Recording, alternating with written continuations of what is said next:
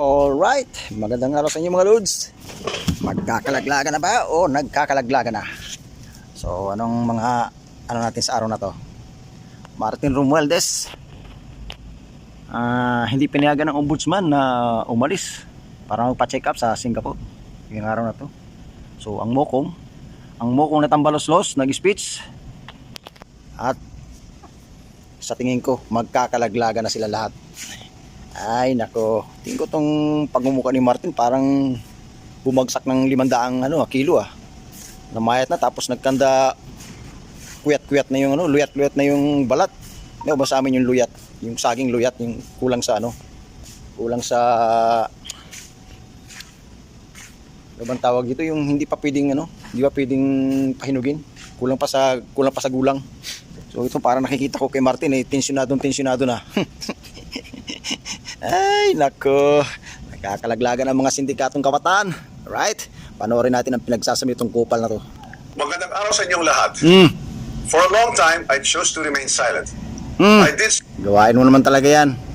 Silent lang. with respect for the legal process. Silent lang habang nililikom-likom yung mga kapirahan ng Pilipinas sa iyong mga maleta.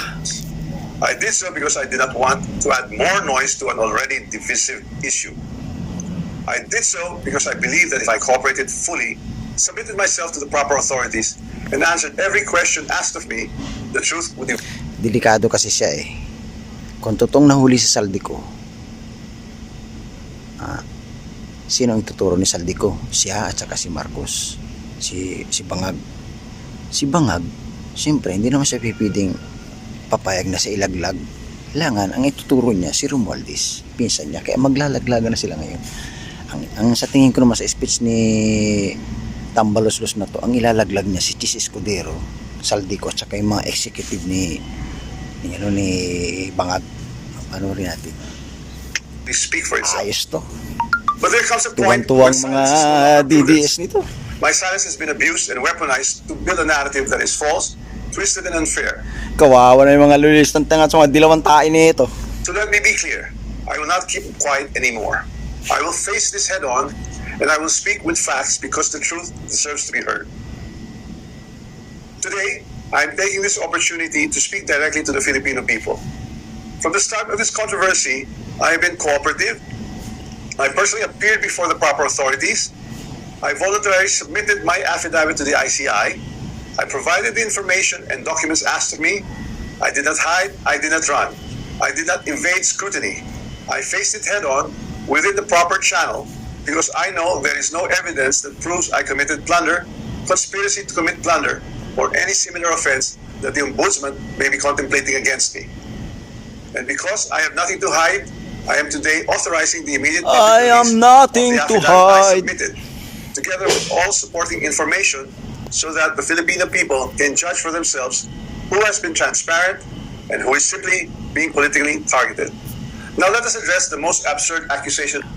Huwag nyo na kaming idamay sa mga away-away laglagan nyo. Kami na nga ay nadihado sa pagnanakaw yung mga putang ina kayo.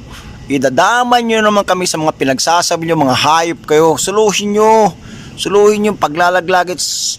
Kulungan talagang bagsak nyo. Kulungan yan, kulungan. That I am supposedly the mastermind of this corruption scheme. Hindi naman namin sinasabing ikaw lang ang mastermind Meron pang isang tao na sa taas, sa ulo mo. Hindi lang ikaw, pangalawa ka lang, pangatlo si Saldico. Meron pang isa. At ibagsak mo na. How can I be the mastermind? I was the former Speaker of the House of Representatives, but the House of Representatives is only one part of the branch of government, the legislature. The national budget is not conceived, executed, implemented, billed out, supervised, and completed by one congressman or even by Congress alone.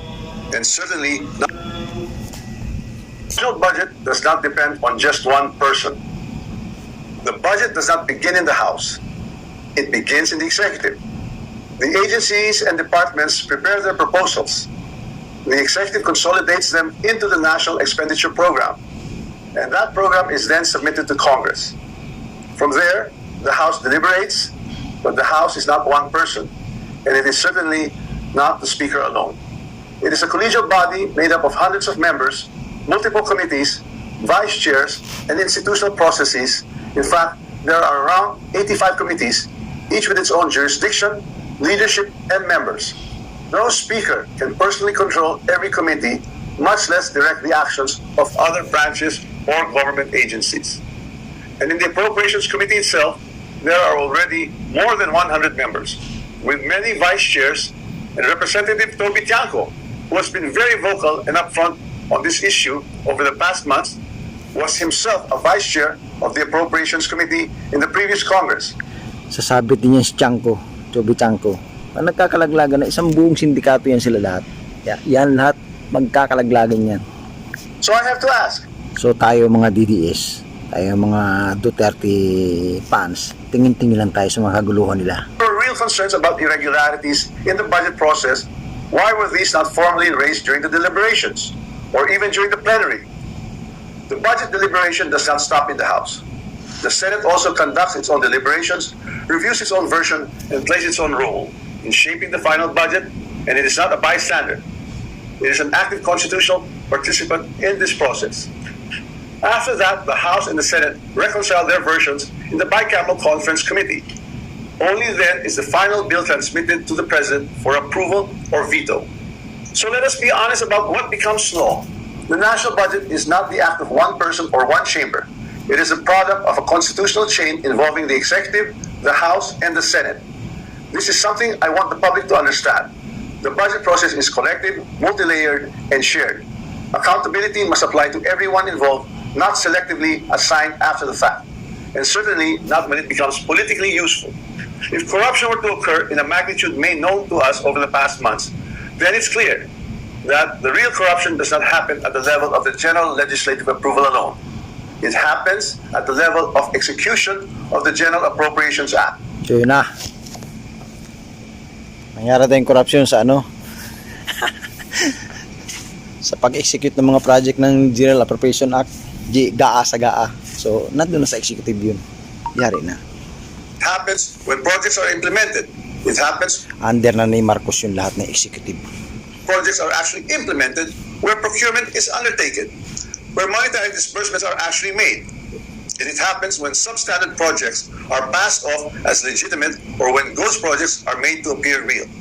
That is why command responsibility is far more logically relevant in the executive branch, where there is actually supervision, operational control, and implementation on the ground than in the collegial legislative body where constitutional role Tinuturo niya na executive sa mga palpak na ano, sa mga palpak na project nila, substandard, ghost project, tinuturo na niya. is deliberation and appropriation. Congress does not build flood control projects.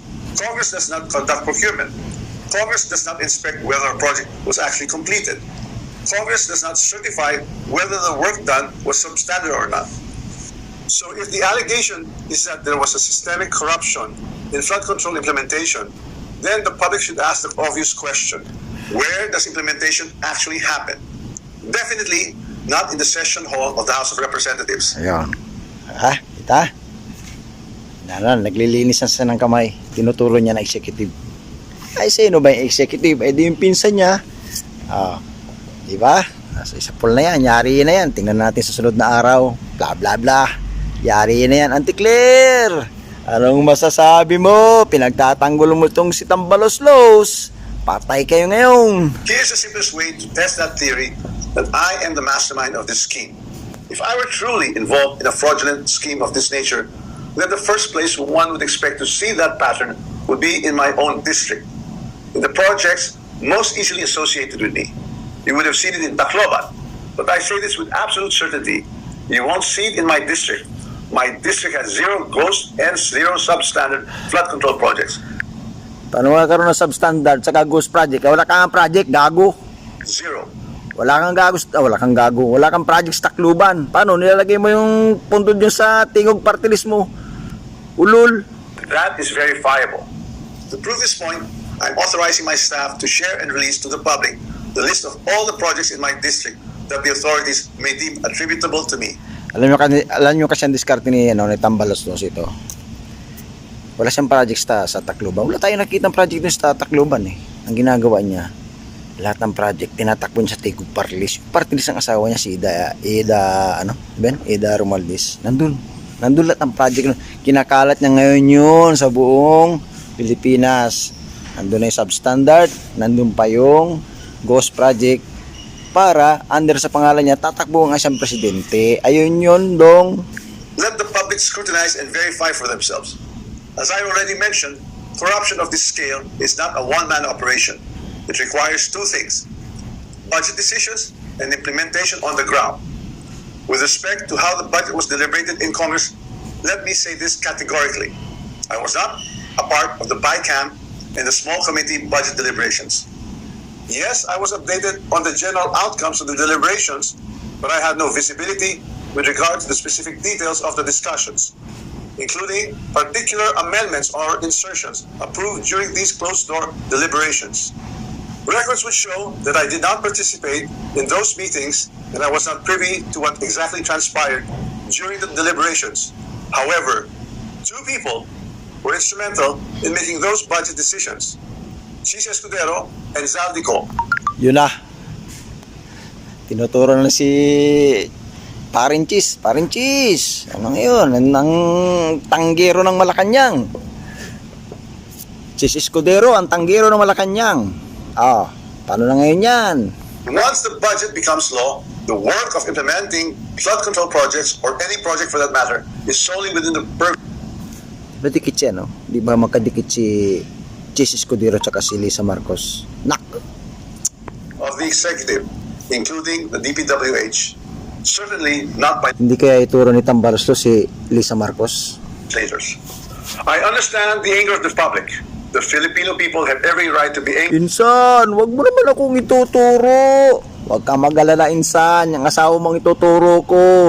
because stolen public funds are taxes derived from hard-earned money. I'm not asking the public to look away. I'm asking everyone to look where the evidence points, not where it is politically convenient or politically motivated. So I ask the Ombudsman and the public these questions. Who has been named in sworn testimonies and affidavits? Whose name actually appeared in credible accounts made under oath? If there are sworn accounts pointing to other personalities across the chain, whether in budget deliberations or in implementation, then those leads must be pursued with the same seriousness and the same urgency. Accountability cannot be selective.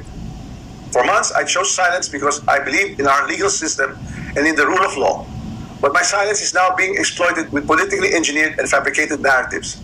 What's even more disturbing, and this is something that cannot be ignored, is that there are emerging indications that certain sectors are attempting to weaponize individuals, including Zaldico, to construct a narrative that serves their own interests. So when the legal processes is being used against me as a political demolition job, then I will have no choice but to defend myself. And I will defend myself fully.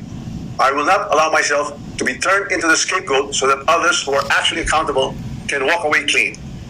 If this is a political play to push me out and close the story, tarnishing my name and my reputation, then I'm telling everyone now, I will not go quietly and I will not go alone.